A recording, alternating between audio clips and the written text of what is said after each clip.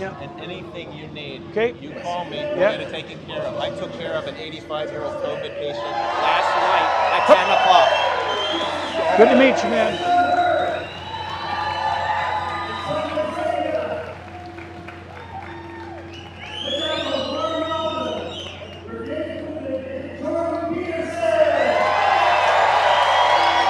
All right, here we go again. Here we go again.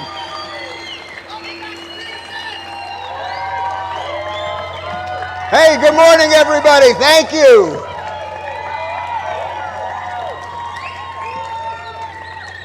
Thank you guys for weathering the weather. You're getting a little special preview of today's event, which officially begins at noon today, but we wanted to kind of tee things up. You guys know the long list of incredible speakers that'll be out here today, including this guy, Jordan Peterson,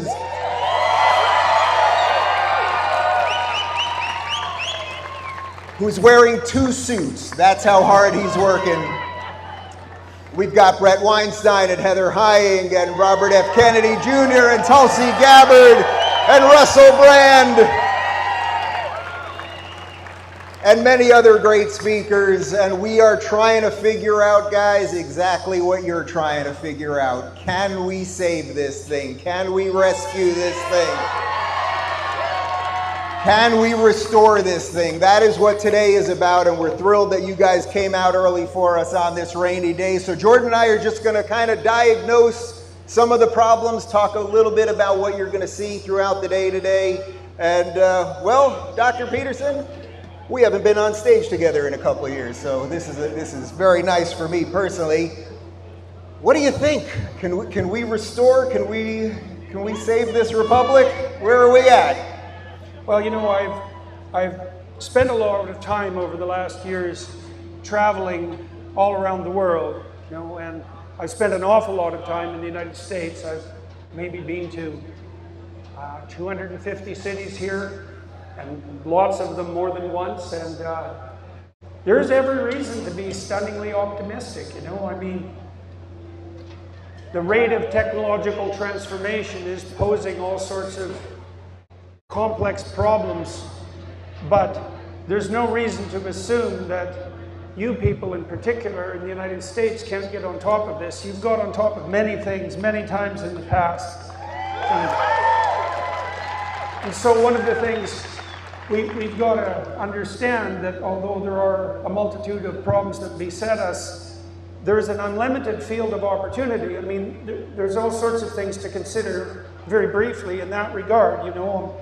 When I was a young man, everyone was convinced, especially the Malthusian doomsayers, that the planet could only sustain at most 4 billion people and that there would likely be starvation even at that level by the year 2000. And now we have 8 billion and we'll peak out at about 9 by all appearances, and we've almost eradicated absolute poverty all around the world, and there's absolutely no reason whatsoever that that can't continue. And the technological miracles that are in front of us offer the possibility of a future of unlimited abundance and opportunity if we could shake the anti-human idiocy and the unnecessary guilt. And I think, you know, one of the things that I've also concluded, and I think I've been more convinced of the truth of this all the time, is that which of those directions we go, up or down, isn't predetermined. It's a choice that we all have in front of us, including the choice that you all have in front of you. I mean, that sentiment is exactly why you're here today, because you believe that. And one of the things to walk away from this event with is renewed conviction that you have something to do. That's your responsibility and your adventure, and that's crucially important, and that if you don't do it, then you leave a hole in the world that won't be filled by anyone else. And so one of the things I hope that makes the movement that we're all trying to produce here potentially different from the typical top-down globalist utopian solutions is that it's your responsibility and your adventure. And if we do that properly, and you Americans have done a fantastic job of that for 200 years, then you can renew your country and the whole world, just like you have many times before in the past. So.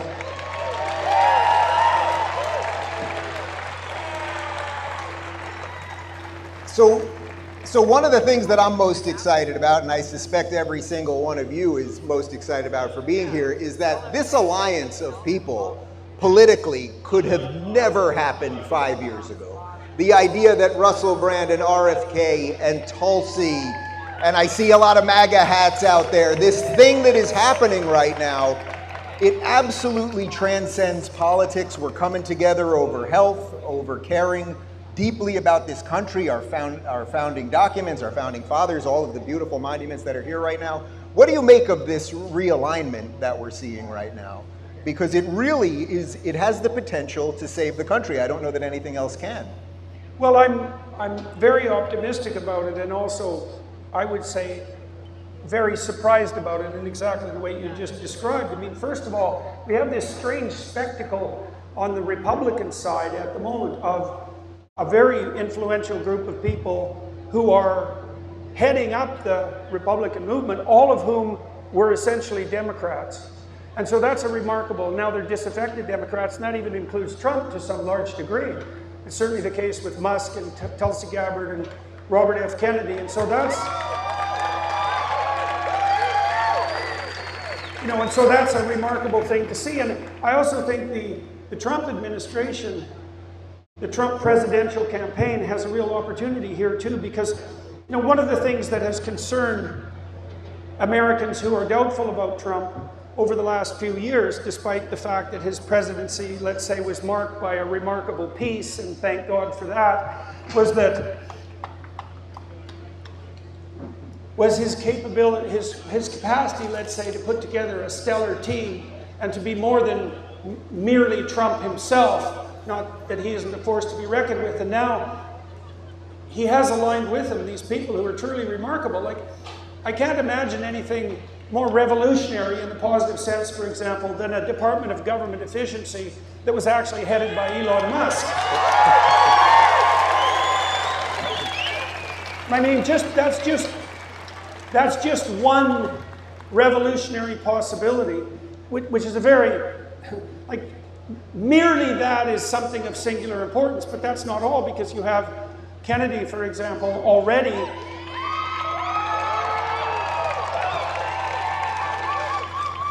he's already transformed the political landscape quite radically and quite suddenly by turning everyone's attention to issues of public health, and that hasn't been a political issue, and it's really quite surprising, because there is an epidemic of ill health that besets America and the West in general, obesity and insulin resistance or diabetes first and foremost among them, and we have no idea, none of us, we have no idea how much the malaise that affects the country, even politically, is a secondary consequence of ill health. And the fact that that's at least become a political issue now is notable and also revolutionary. And then with Tulsi Gabbard, you have a woman who I would say is everything that the Democrats hoped Kamala Harris would be. And so that's also a remarkable thing to see. So it would be lovely to see these X-Men that Trump has gathered around him, because that's also a very comical co-occurrence, to see the Republicans, as they move forward toward the election, stress the fact of this team. I don't think that everyone has adjusted their, what would you say, conception of what's happening on the political stage to include the fact that this is now a stellar team. And to start to understand the significance of that, it's a really exciting thing to see. And I guess we're going to see some of that today, right? We're going to see how that's starting to play out. So,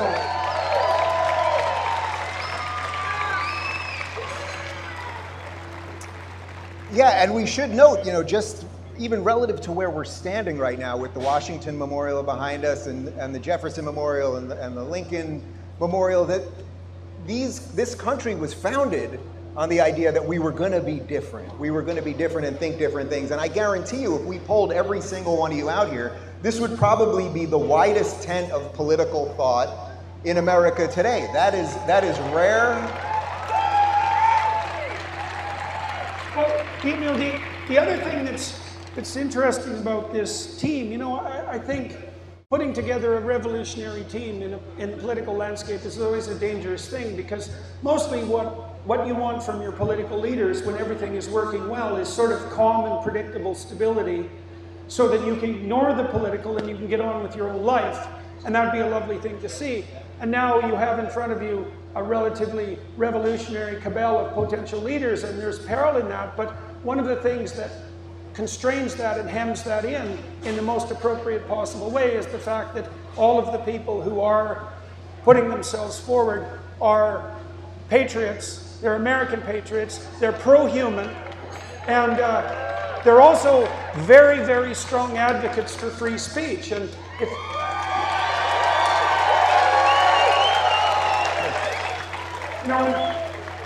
one of the things I think that's very useful to understand about free speech is, some of the things that are useful to understand about free speech is that in some ways it's a freedom among others.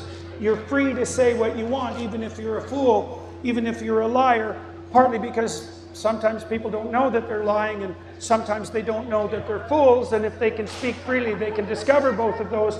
But it isn't only one freedom among many, and this is a very crucial thing to understand, because psychologically speaking, there isn't really any difference between free speech and thought. Like, if you're capable of thinking, then at least part of what you do when you're thinking is conduct a debate that's essentially free speech predicated in the confines of your own imagination. You divide yourself into more than one person. You put forward a party in your imagination that stands for different opinions, and you let those opinions speak to one another, and you debate. And the reason you do that is so that you can think something through clearly. And the reason you do that is so that you can act more efficiently and intelligently in the world. And so free speech, being not merely one freedom among many, is actually the mechanism by which human beings and societies compute the transforming horizon of the future. That's the edge that we live on. And if you interfere with free speech, then you interfere with the mechanism that allows people to transform and adapt. And if you do that, well, obviously you're going to stagnate and fail. Like, clearly. Now, it's a messy business, because when we're faced with what's truly unknown, we don't know what we're doing. We have to dispute and argue, and even intensely, and even in a way that will put people's feelings on the line. It's a lot better to have your feelings on the line than your life, you know?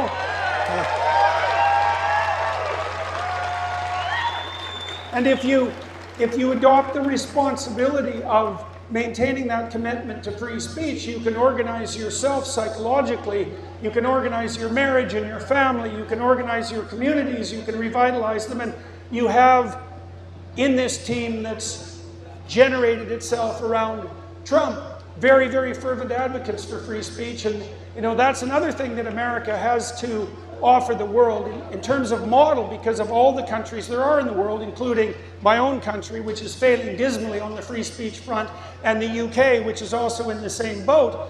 There's nothing that you Americans have brought to the world that's more compelling and necessary than the primacy of freedom of thought and speech.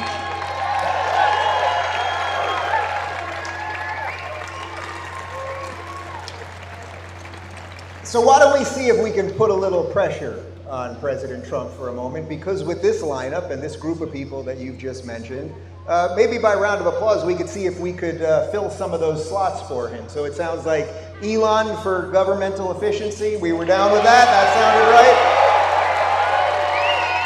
right. He's already offered to do it for free, so that's pretty good.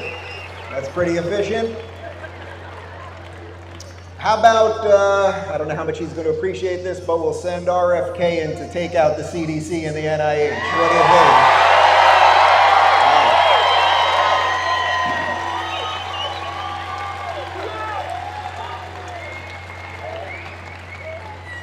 Tulsi's definitely not going to be happy with me, but Secretary of Defense sounds right.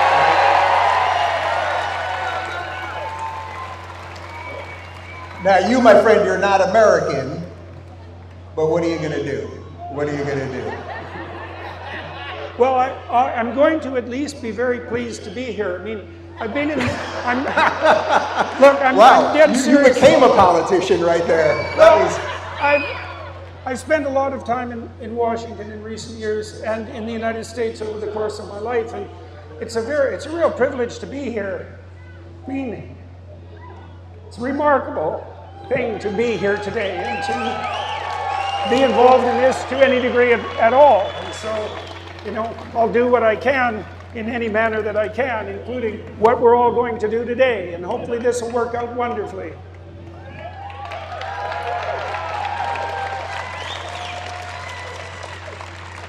So I think since we're going to mostly talk about solutions today, it's going to be a day of solutions. It's going to be a day about how to restore this republic, how to get healthy, how to focus on free speech, all of these things.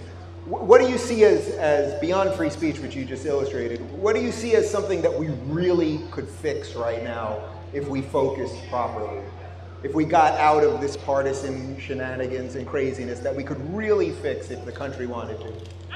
Well, I think everything. You know, I've been thinking this through in a broad way, partly with this Alliance for Responsible Citizenship that I've been involved in the UK, and we've been trying to bring centrist conservatives and classic liberals together, the people who occupy the 90% of the middle that defines the United States in the most positive way, but also the Western world in general. And you know, we've thought of many things that seem relatively straightforward and obvious. I mean, one of the things you guys really have going for you is inexpensive energy. You know, the UK, people in the UK and in Germany now, they're spending 5 times as much per unit of energy as you are. And that's absolutely catastrophic on the economic side. And this is something that really annoys me about the leftists in particular, because expensive energy is absolutely devastating to the poor. And in principle, the progressive types are advocates for the poor and the dispossessed, but there isn't anything worse that you can do to the poor and dispossessed in the West and also in the world at large, particularly in places like Africa, than make energy expensive. And we have plentiful, the US, you guys have been so remarkable in this, with the fracking revolution in particular, producing this immense, vast storehouse of very, very inexpensive energy, in particular natural gas, that's also extremely clean, especially compared to the sorts of fuels that people burn alternatively, like coal or biofuels like dung in places like Africa, which are terribly polluting indoors in particular and kill many, many people. And so cheap energy, that's be a huge benefit. Cheap, expensive, plentiful, reliable energy from whatever sources we can derive it, nuclear, fossil fuel, and if the renewables can get themselves together without subsidy and start to play a contributing role, well, so much the better. But cheap energy is a big one. I think another thing that's very much worth concentrating on, this is something Musk has been trying to bring to the forefront of public attention. It's going to become a vast issue, is that the birth rate across the United States and the West in general is cataclysmically low. It's a terrible thing, and you know, many, many young people are without relationships, without intimate relationships, many without children, no multi-generational continuity, and no concentration on the family. And for the vast majority of people, especially sensible people, sensible, sane, hopeful, forward-looking people, there isn't anything more vital and meaningful and necessary than their family. And part of, you know, Dave was talking about the problems that beset us, and Musk has pointed this out too. There's a profoundly anti-human sentiment that drives the more pathological end, say, of the Green Movement, and there's reasons to be environmentally concerned, don't get me wrong, but telling people that you shouldn't have children because it's bad for the planet, I really can't think of anything more malevolent, almost nothing more malevolent than that. That's an appalling sentiment. And young people obviously are sufficiently demoralized so that they're not having relationships or children. And any society that doesn't put, let's say, mother and child first and foremost as something approximating a sacred image is doomed.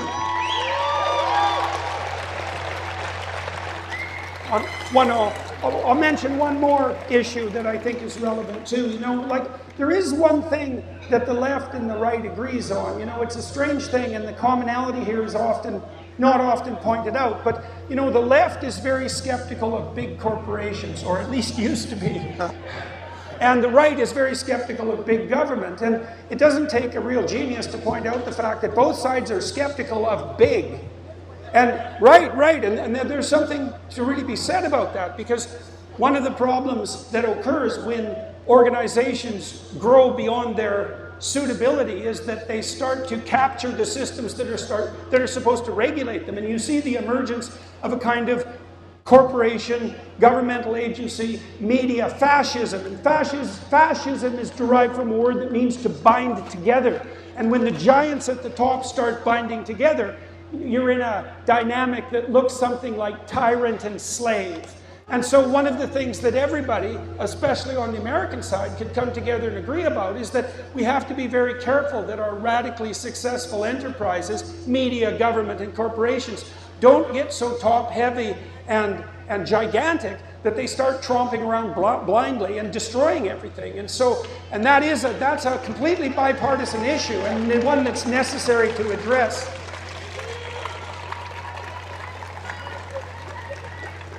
So we've got about 3 more minutes here, and then we're going to kick off the day. I just want to say one other thing, and then I'm going to give Jordan the last word, because that's what you do when you're on stage with Jordan Peterson. Which is that, you know, we've been in this game for quite some time, and we've seen these trends, and we've been calling out a lot of this early on. But I can feel something in this crowd right now, just with the diversity of hats and the way you guys have applauded and everything else, that I have not seen. You know, I did not vote for Donald Trump the first time around. I voted for the Libertarian candidate. I did vote, obviously, for Trump the second time around. And it was because I went to a rally in 2016. 2020. I went to a rally, and I saw this. I saw a group of people who love the country, who want to set the differences aside, who don't care. Who don't care about all the little things that divide us. We can get to that, but we got to save this thing first. And that's what I see the seeds of being planted right here. That's why it's an honor and a pleasure to kick off today with you. And I will give Jordan the last word.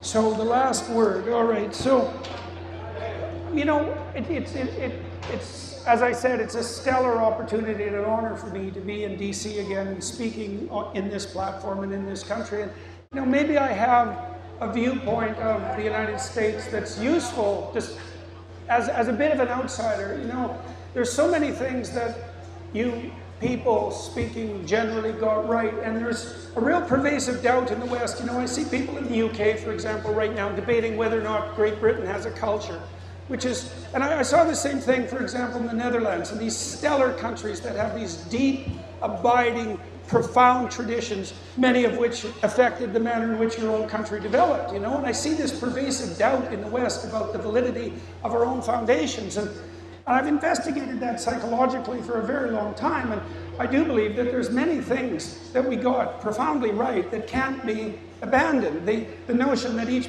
person is made in the image of God and has a value that's intrinsic outside the political, you know, and that's true for man and woman alike. That's a revolutionary proclamation, and any society that fails to accept that immediately degenerates into something like a tyranny. So we got that right. The notion that free speech is necessary for the reasons that we already described, that it maintains and sustains and expands both the psyche and the state, that's right.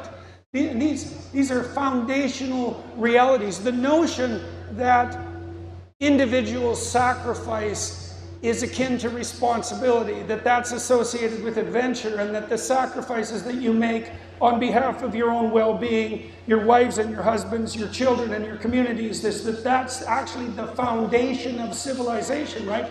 The sacrificial gesture is the foundation of civilization. That's exactly right.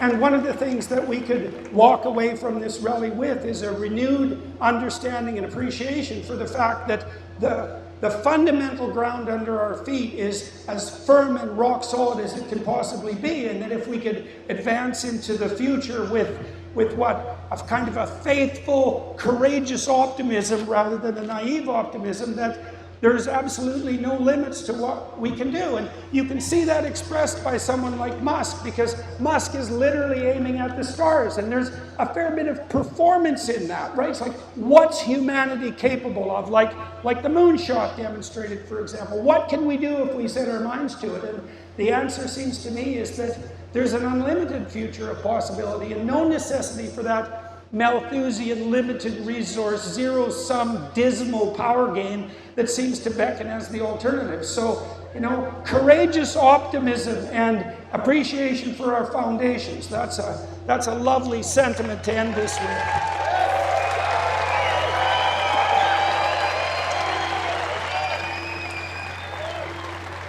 You know, it was really great. Just as Jordan was saying that, I don't know if you guys can see it behind the stage here, but somebody unfurled a giant half Canadian, half American flag.